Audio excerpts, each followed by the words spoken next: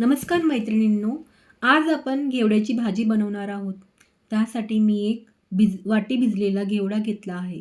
हा एक वाटी घेवडा आपण कुकरमध्ये घालूया.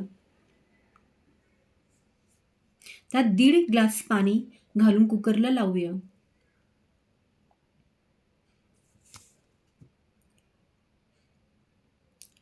आपल्याला कुकरच्या 6 ते 7 शिट्ट्या होऊन द्यायच्या आहेत. चला भाजीला लागणारे साहित्य बघूयात.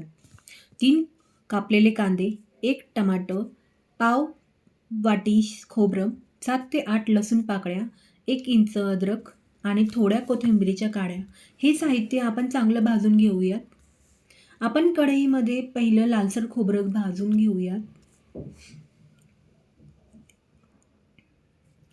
खोबरं चांगलं भाजलेलं आहे, ते आपण एका प्लेटीमध्ये काढून घेऊया.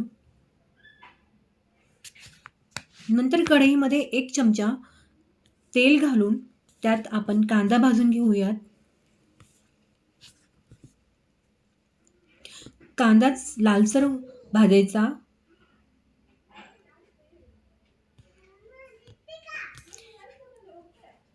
त्यातच लसूण अद्रक टाकायची आहे.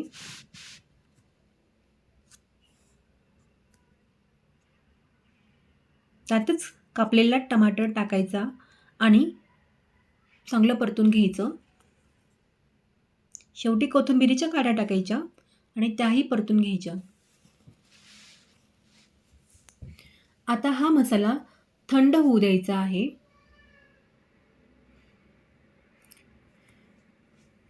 थंड झाल्यावरती हा मसाला मिक्सरला लावून बारीक पेस्ट करायची आहे. बघा, हा मसाला बारीक करून झाला आहे. कढईमध्ये 2 चमचे तेल टाकून त्यात जिरे मोहरी चांगली तडतड द्यायची आहे. मग त्यात आपण चांगला बारीक केलेला मसाला टाकायचा.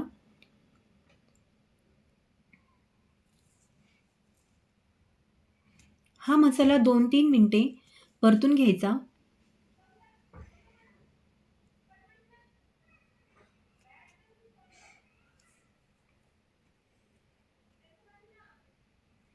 त्यात हळद, 1.5 चमचा कांदा लसूण मसाला, 1 चमचा धना पावडर टाकायची आणि चांगला परतून घ्यायचा.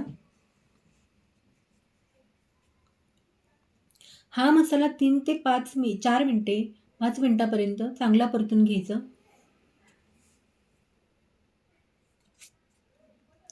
आपला घेवडा चांगला शिजलेला आहे. हा घेवडा शिजलेला पाण्यासोबतच मसाल्यात टाकून घ्यायचा, कारण हे पाणी चविष्ट लागते.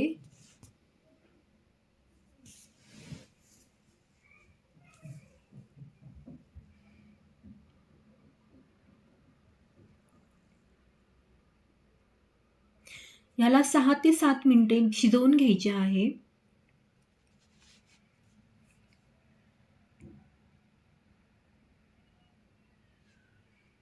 नंतर चवीनुसार मीठ टाकायचं.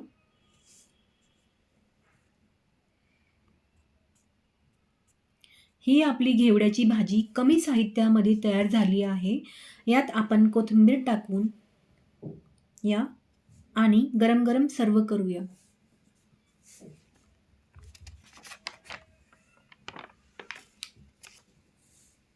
ही भाजी खायला चविष्ट लागते. तुम्ही सुद्धा घरी नक्कीच करून पहा. धन्यवाद.